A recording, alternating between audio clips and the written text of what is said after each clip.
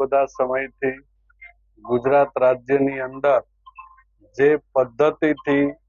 કેટલાક લોકો દ્વારા અલગ અલગ સમાજોને ટાર્ગેટ કરી અને એને ઉતરતી કક્ષાના નીચી કક્ષાના દેખાડવા માટેની જે પદ્ધતિથી જે પ્રકારે પ્રવૃત્તિ ચાલી રહી છે, ક્યાંક ને ક્યાંક એવું લાગી રહ્યું છે કે રાજુગીરીએ વ્યાસપીઠ ઉપરથી જે નિવેદન આપ્યું છે એ નિવેદન માત્ર એને આપેલું હોય નિવેદન એવું લાગી રહ્યું નથી. ભૂતકાળમાં પણ આપણે જોયું છે, રાજ્યના નાણામંત્રી પણ આ પ્રકારનું નિવેદન આપી ચુક્યા છે. રાજકોટની અંદર પૂર્વ કેન્દ્રીય પ્રધાન પરસોત્તમ રૂપાલા પણ કોઈ સમાજ વિશે નીચી કક્ષાનું નિવેદન આપી ચુક્યા છે. જ્યારે આજે વ્યાસપીઠ ઉપરથી કોળી અને ઠાકોર સમાજ માટે આવા પ્રકારનું નિંદનીય નિવેદન આપવામાં આવ્યું છે, ત્યારે સરકાર પાસે અને ન્યાયતંત્ર પાસે પણ અમે માગણી કરવાના છીએ કે આ પ્રકારના નિવેદનો જાણી જોઈને કોઈ ષડયંત્રના ભાગરૂપે આપવામાં આવી રહ્યા છે.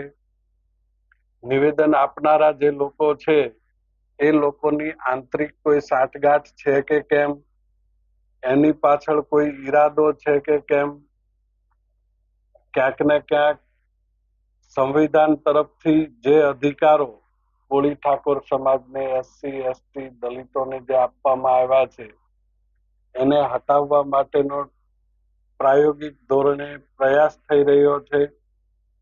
એના ઉપર અખતરા થઈ રહ્યા છે કે શું આની પાછળનો ઈરાદો શું છે, એ ખરેખર તો ચિંતાનો વિષય છે. આવનારા સમયની અંદર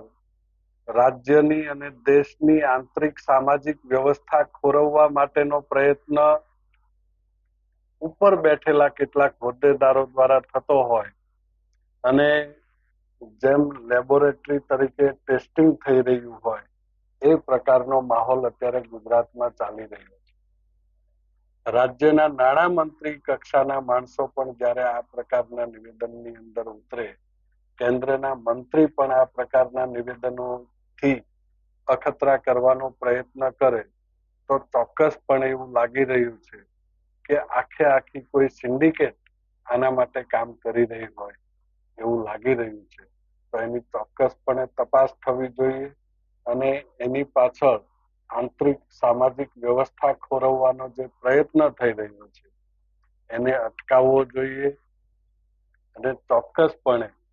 કોળી સમાજ વતી અખિલ ભારતીય કોળી સમાજના ગુજરાત રાજ્યના પ્રમુખ તરીકે પણ હું ચિંતા વ્યક્ત કરી રહ્યો છું અને કાયદાકીય રીતે જે કંઈ કરવું પડે તે અમે કરીશું.